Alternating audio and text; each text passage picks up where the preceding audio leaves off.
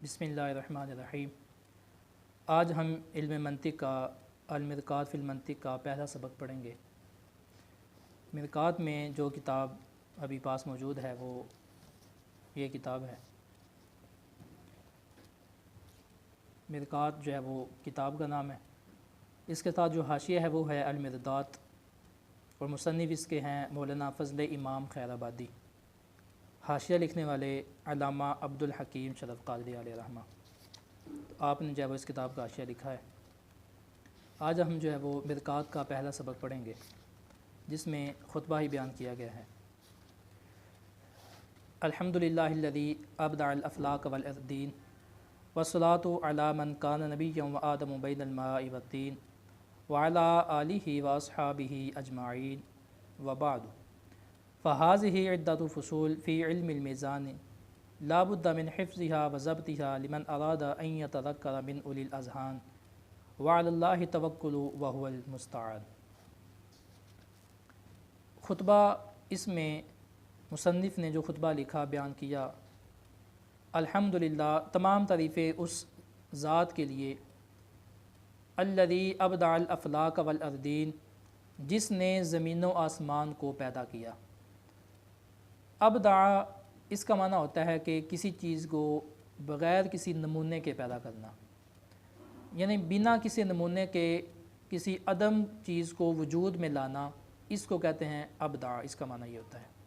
افلاق، یہ فلک ان کی جمع ہے جس کا معنی ہوتا ہے آسمان، اردین اردن کی جمع ہے جس کا معنی ہوتا ہے زمین۔ یہاں پہ مصنف افلاق اور دین دونوں کو جمع لے کے آئے ہیں، کیونکہ زمین و آسمان کے متعلق جو بیان کیا گیا وہ یہ ہے کہ یہ دونوں ساتھ ساتھ ہیں، لہذا اس وجہ سے جمع کسی کے یہاں استعمال کی۔ والصلاۃ علی من کان نبیا وآدم بین الماء والطین، صلاۃ ہو، درود ہو اس ذات پہ جو نبی تھے اس حال میں کہ آدم علیہ السلام پانی اور مٹی کے درمیان تھے۔ اب صلاۃ کا معنی بالکل واضح ہے، صلاۃ ہو نبی علیہ السلام پہ، درود ہو نبی علیہ السلام پہ، اللہ کی رحمت ہو نبی علیہ السلام پہ، کہ جو اس وقت بھی نبی تھے کہ جب آدم علیہ السلام پانی اور مٹی کے درمیان تھے۔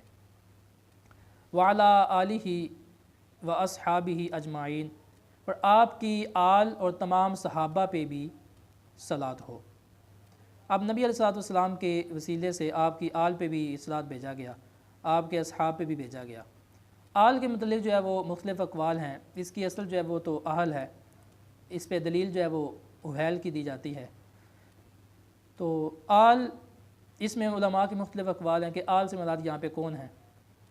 تو ایک قول یہ ہے کہ کل مؤمن تقی فہو،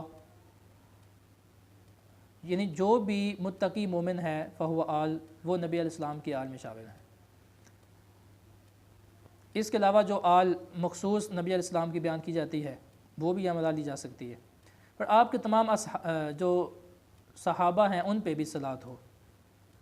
اصحاب یہ صاحب ان کی جمع ہے، اور صحابی اس کو کہتے ہیں کہ جس نے ایمان کی حالت میں نبی علیہ السلام کی صحبت پائی ہو اور ایمان کی حالت میں ہی ان کی وفات ہوئی ہو۔ وبعد، اس کے بعد یعنی حمد و صلاۃ کے بعد کہتے ہیں کہ یہ چند فصلیں ہیں علم میزان کے متعلق۔ علم میزان ایک علم منطق کا ہی نام ہے۔ اس کو علم میزان کہنے کی وجہ وہ یہی ہے کیونکہ یہ جو غلط اور صحیح فکریں ہوتی ہیں ان میں موازنہ کیا جاتا ہے، اس کے ساتھ ان کو تولا جاتا ہے۔ جس بندے کو علم منطق آتا ہو اس کو یہ پتہ چل جاتا ہے کہ یہ بات صحیح ہے، یہ سوچ صحیح ہے، یہ غلط ہے۔ تو اس علم منطق کا ایک نام علم میزان بھی ہے۔ تو یہ کہا گیا کہ چند فصلیں علم میزان کے متعلق بیان کی گئی ہیں۔ تو کہتے ہیں کہ لا بد من حفظها وضبطها، اس کو حفظ کرنا اور اس کو مضبوط کرنا یہ لازمی ہے۔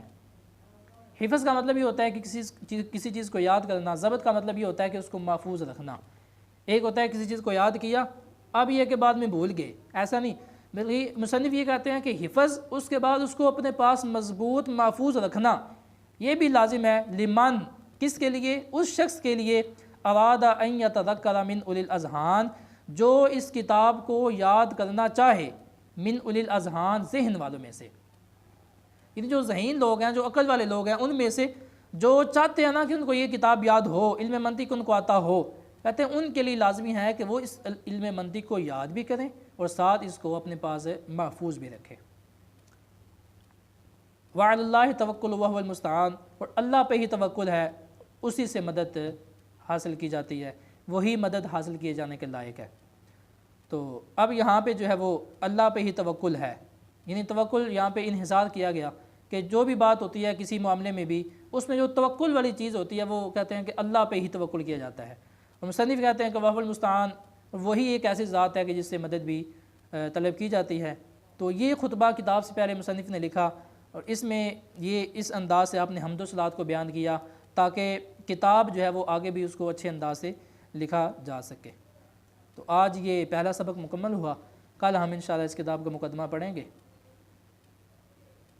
اللہ تعالیٰ سے دعا ہے کہ ہمیں کتاب کو، مصنف کی مداد کو سمجھنے کی، اچھے انداز سے سمجھنے کی، آگے پہنچانے کی توفیق عطا فرمائے۔ آمین بجاہ نبی الامین صلی اللہ تعالیٰ علیہ وسلم۔